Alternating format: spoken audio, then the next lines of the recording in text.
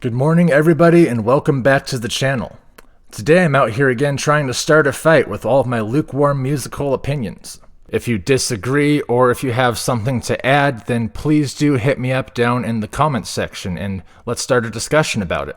I read all of my comments personally and I try to get back to everybody as fast as I possibly can. So ever since I started, I've noticed the stigma about being a solo performer. You know, maybe you're in a band and then you go and start a solo project. Usually this involves one of the two. It usually involves acoustic guitar or it involves some sort of an electronic backing track which was produced ahead of time in a DAW.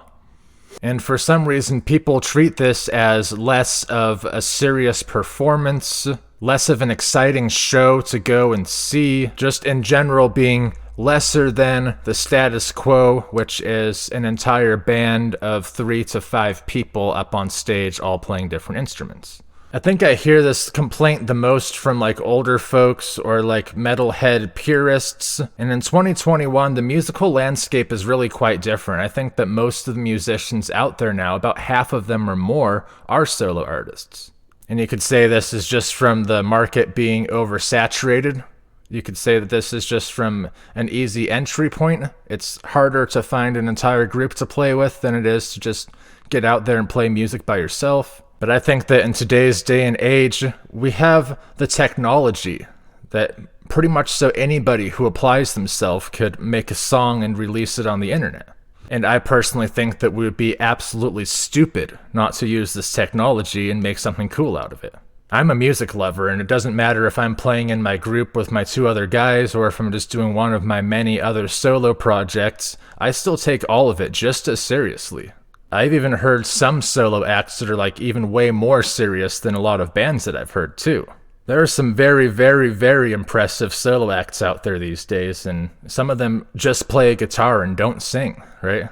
If you think about acts like Jon Gomm or McKee, like these are just singular performers who just put out an entire wall of sound. And I've heard bands that have 5 or 6 people that don't put out as much sound, who are not playing as many notes and layers at the same time as these solo performers are. Then there's the other type of solo performer too, who has like the loop station and they're a multi-instrumentalist and they build the entire track out of layers.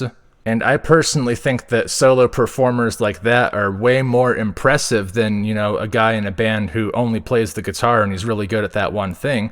I'm more impressed by the person who can do the drum track, the bass, the guitar, sing, and then harmonize to it too, and not have any help from anyone else. So the takeaway is that solo performers are awesome and they don't deserve your hate. And now moving on to my next point. Ted Nugent's music sucks, and he is an awful person. I know at this point this is not exactly a controversial opinion, and a lot of people feel the same way, thankfully. I just feel like it bears repeating. I am not really into the conservative politics thing on a good day, but Ted Nugent has straight up just been a very racist and disrespectful to many different people who have tried to help him out over his career and help him just have a good time and just be a rich dude who's on a hunting safari and stuff. I could really go on and on about all the reasons for a long time. Okay, moving on. Next point. The Happy Birthday song is bullshit. Please do not sing it to me, and do not expect me to sing it to you. I don't think that anybody actually enjoys having it sung to them, and I don't think that anybody enjoys having to sing it for other people, so what are we even doing here?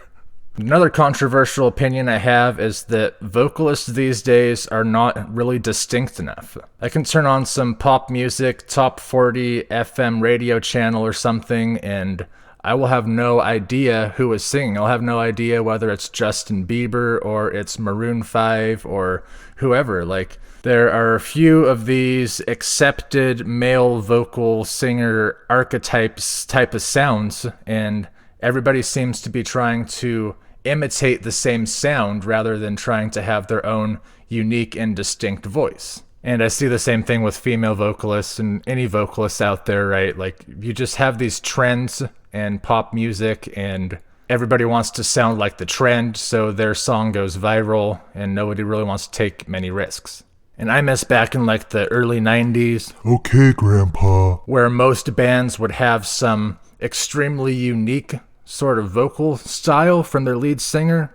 Some sort of tone or character that would instantly set them apart from anything else out there. And even if it's not like the prettiest or nicest, well-rounded tone of voice, right? Like if you hear a Smashing Pumpkins song come on the radio, you instantly know that's Billy Corgan singing, just because he has such a style that nobody else has tried or wanted to try to replicate. So that's going to segue kind of into my artist recommendation for this time.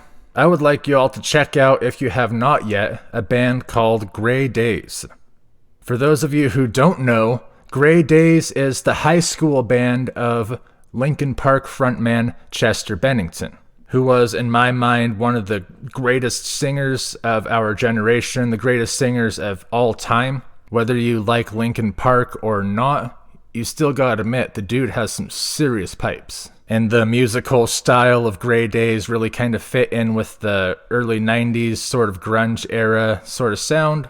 I think they started in like 1994, so that was like right in there in the height of things for that genre and that sound, and I think that if you compare it to a lot of other stuff of its time, it fits right in. They have recently made like a restoration, like more like a reboot album sort of thing, which they took the original songs from the first two Daze albums and they preserved Chester's original vocal performances from those albums, but then kind of reproduced and rewrote the songs to have much more modern, bigger, chunkier, well-produced, polished kind of sound.